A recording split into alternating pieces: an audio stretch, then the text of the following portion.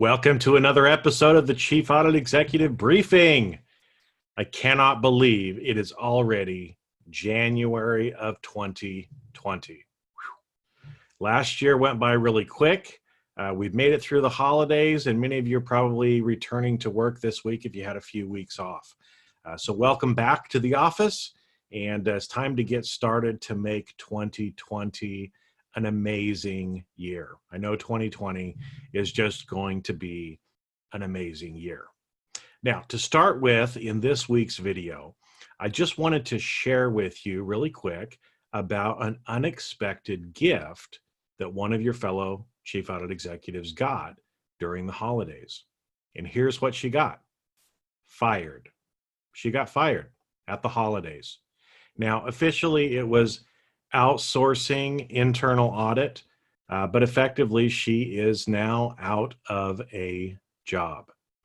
Now, why am I bringing this up to you? It's a little bit of a heavy topic, but I want to just be real with you here for a little bit. The reason is this is the second time within this last month that I have heard a very similar story. Somebody gets fired or outsourced, and there are parallels. And so this is why I want to talk to you about this today. Because really what I do and why I do what I do is to stop this from happening. Okay. Because the interesting thing is as I was messaging with her and just kind of let her know, hey, this is not that uncommon for these things to happen. She was very surprised, even very surprised that I had some very similar things happen in my career. But this is one of the realities that we live with, and one of the reasons why I send you these emails every week in the Chief Audit Executive Briefing. This is why I run the CAE forum, and what I'm going to announce a little bit later is we're actually going to do a summit later this year as well, but I'm going to hold off on telling you too much about that. But I do what I do so that people don't get fired or outsourced. Okay, and here's again the parallels of what I've heard now a few times this last month. Now, I know a lot of times it is very easy for us to get idealistic instead of being practical. But here's kind of the pattern that I have seen that has led to some of these people getting outsourced. New management comes in, management doesn't really understand what internal audit does. Internal auditor doesn't necessarily feel that because they don't understand what internal audit does, maybe the controls are not that great, and they end up and they start having this tug and pull with senior management. And so what ends up happening is a lot of times I hear chief audit executives say things like, oh, well, the executives are just unethical and I don't want to work for this company and blah, blah, blah, blah, blah, when that's usually not what is going on.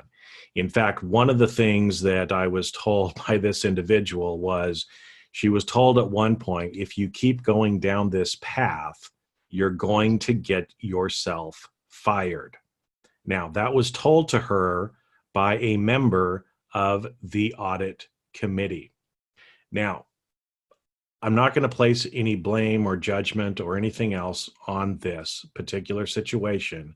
But like I said, because I see this so often, here's what it effectively is.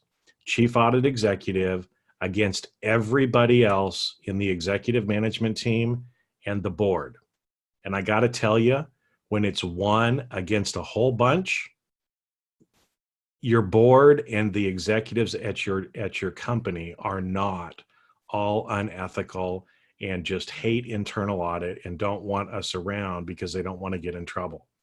There's different things going on. Usually what ends up happening is we become idealistic and we're not actually doing practical work, practical risk-based work, and we don't have the soft skills necessary to really be seen as a trusted advisor.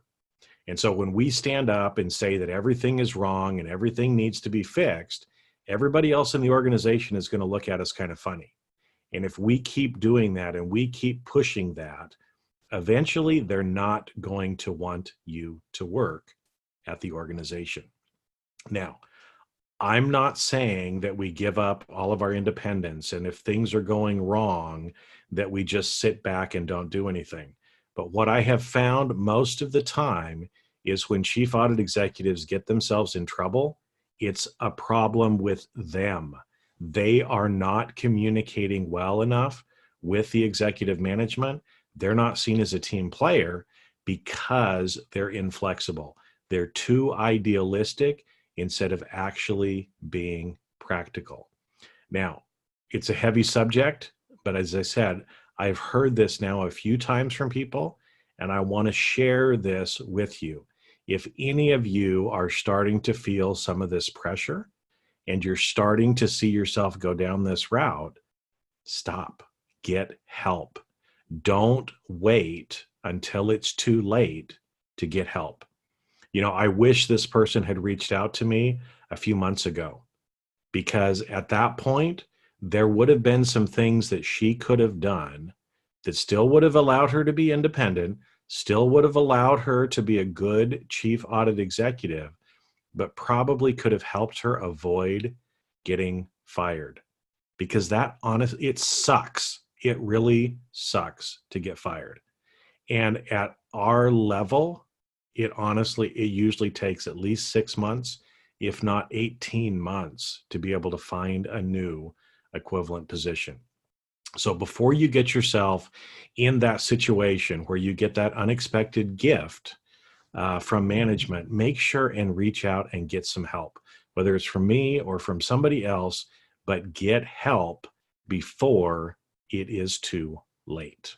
Okay, now, I know that's a heavy subject, so let's just kind of stop and do a timeout. Okay, for those of you that needed to hear that, that's why I'm telling you. So take some action, do some things different this next year, and please get some help. Now, the second thing that I wanted to talk about, because we are in a new year, it means we have a blank slate. That means we can start off fresh. Most people start off by doing New Year's resolutions or goals. The unfortunate thing is probably 90 to 95% of people don't actually accomplish them. And there's a reason for that. So down below in the email, I have included a link to a podcast episode that just came out recently that I did that will actually help. It gives you 5 different ways or tips on how to actually, instead of setting goals, create habits so that you're actually able to accomplish your goals in 2020. So that was kind of what I had this week. A couple of other little things. I do still have one open slot for one-on-one coaching. So if that is something that is of interest to you, again, click on the link down below and let's talk and see if you would be a good fit for that. And also just wanted to give you a little sneak peek as well. We're going to be opening up the Chief Audit Executive Forum again for new member applications. This is an application-only discussion forum of top chief audit executives from around the world. So you'll be seeing some things come out on that here in January. So be watching your email for that. So with that, my friends, have a great rest of your week, and we'll talk to you next week.